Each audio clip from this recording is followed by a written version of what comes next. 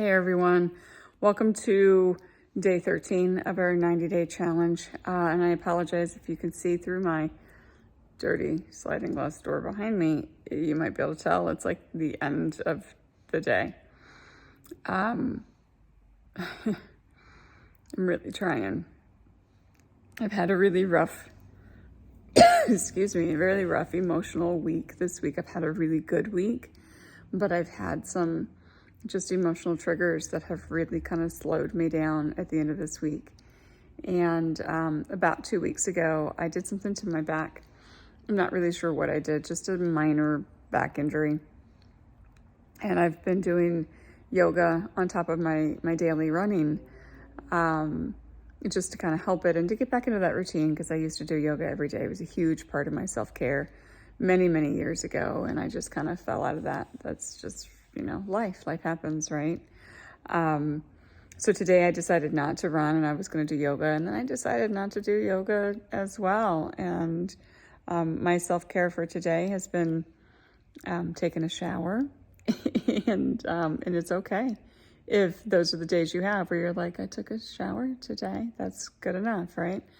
So I took a shower and I have been sitting on my couch for most of the day with a heating pad on my back. And that's actually helping, because when I fed the dogs a few minutes ago, I could bend over. I didn't have to squat down. So I think the heat and some therapeutic levels of ibuprofen are helping. So anyway, not a big injury. Those of you who deal with chronic pain, I know what that's like. I don't know what it's like.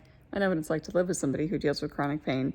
So I know how hard it is. So I'm not pretending at all that this is a terrible back injury. I've just done something that doesn't feel great, and it actually hurts a lot and has kind of slowed me down, which sucks because I don't like to be slowed down. Anyway, today's day 13.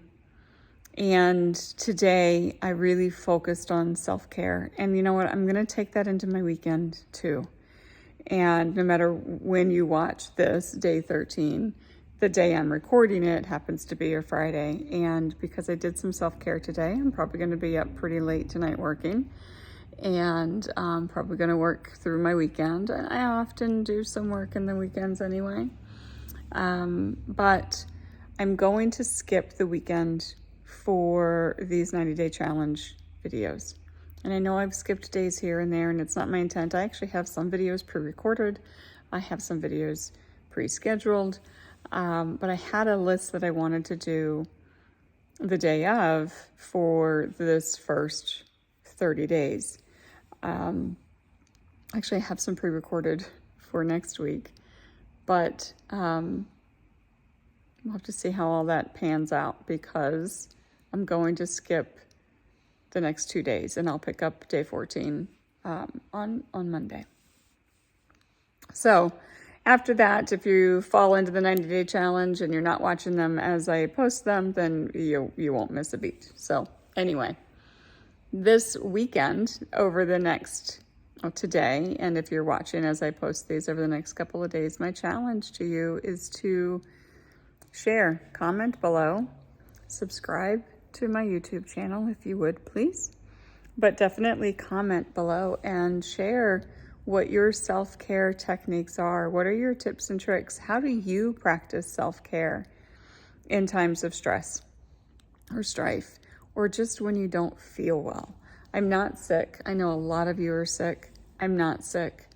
My voice is even hoarse. I think that's just a sign for me of how tired I am, how emotionally draining these triggers have been for me this week, and kind of the toll it's taken on not just my mental health and my overall well-being, but maybe just kind of how engaged I feel like I want to be. So today I'm just feeling very slow and run down, and of course my back hurts, so it helps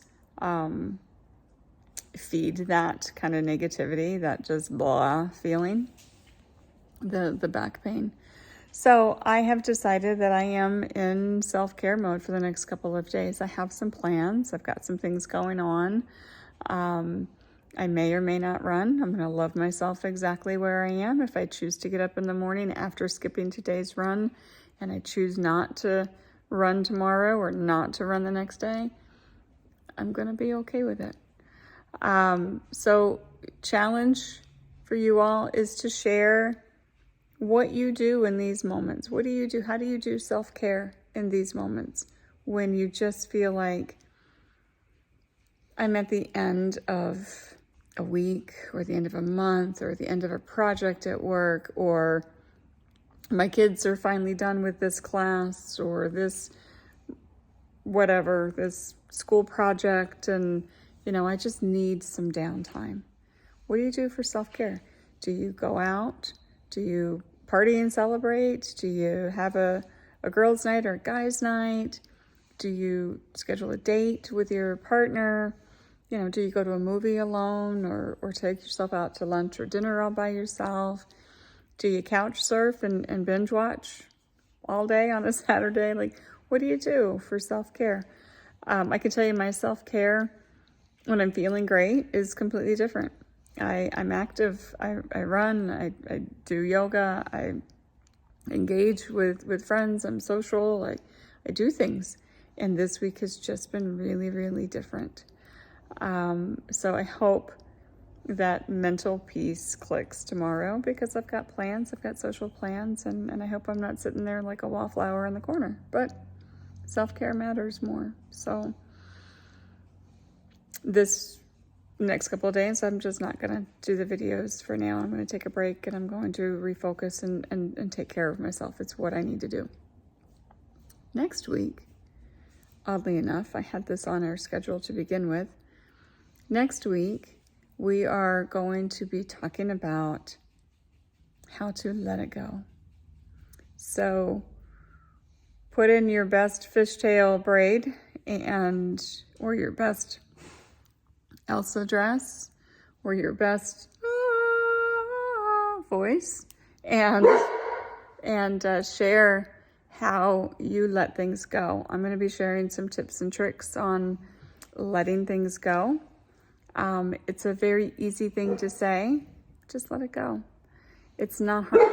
It's not easy to do. My dog is barking, so I'm going to have to care for her. It is easy to say.